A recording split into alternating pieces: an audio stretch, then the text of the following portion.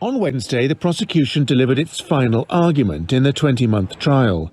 They included chilling details of the last moments of flight MH17 and how it was destroyed. The 2014 incident happened over a part of eastern Ukraine under the control of Russian-backed separatists. The majority of those on board were from the Netherlands. The Dutch-led investigation concluded in 2018 that a Russian missile belonging to a specific Russian military unit had been used, and that the 4 suspects, all with links to separatists, had colluded in bringing the missile system into Ukraine. All 4 deny involvement and remain at large. Only one was represented in court. The Dutch government says Russia is ultimately responsible. Moscow says it had no role in the incident.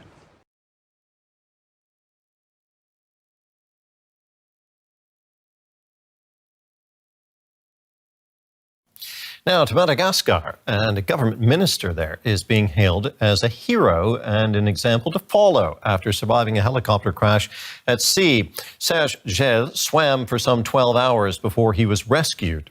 The police minister had been helping search for survivors after a cargo ship illegally carrying 130 passengers sank off Madagascar's northeastern coast. Fishermen who set out before dawn spotted someone in the water. Exhausted and still in his wet uniform, Madagascar's police minister recorded a message. I'm alive and well. In 24 hours, I can be back at work. I'm not injured, but very cold. I'm thankful to the people of Mambo for saving my life and taking care of me. The fisherman brought the 57-year-old safely back to shore after he spent 12 hours at sea. Another survivor, an Air Force mechanic, managed to swim the entire way to the beach.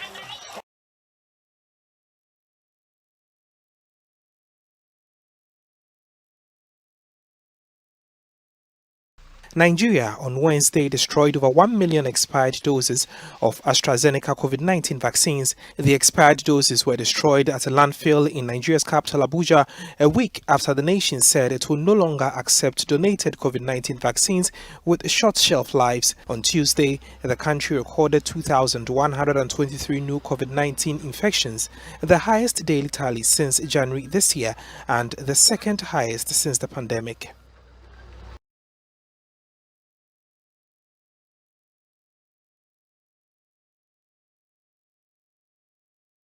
Russian Foreign Minister Sergei Lavrov has said that he expects negotiations with the United States to begin in January next year. Comments come after the U.S. Assistant Secretary of State for European and Eurasian Affairs said that some of Russia's proposals were unacceptable. A few days ago, Moscow had presented the West with some demands. On Wednesday, the European Union appealed to the U.S. and NATO to defend its interests. Later, U.S. Secretary of State Antony Blinken and EU High Representative Joseph Borrell discussed Russia's proposals. Lavrov had cautioned the U.S. against dragging out of negotiations. He reiterated that although Russia did not want conflict, it was prepared to take steps to defend itself.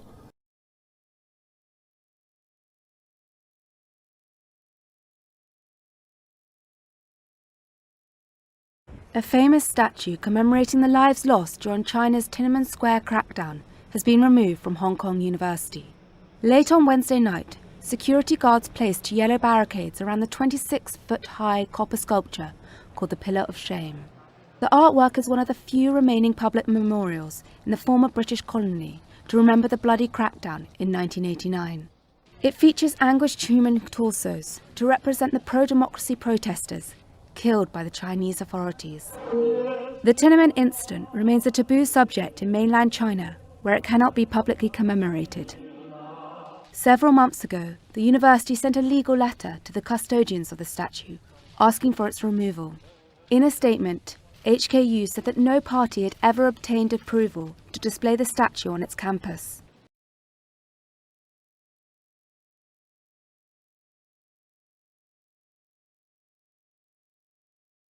The South Korean government plans to release some 3.2 million barrels of crude oil from the nation's reserves.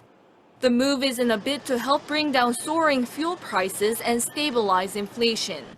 The Ministry of Trade, Industry and Energy on Thursday announced a plan to release 3.17 million barrels gradually from January to March next year. The amount to be released is about 3.3% of the total 97 million barrels of the country's crude stockpile. This comes after the government joined a U.S.-led plan from November to release strategic crude reserves along with other major oil-consuming countries, including South Korea, China, India, Japan, and Britain.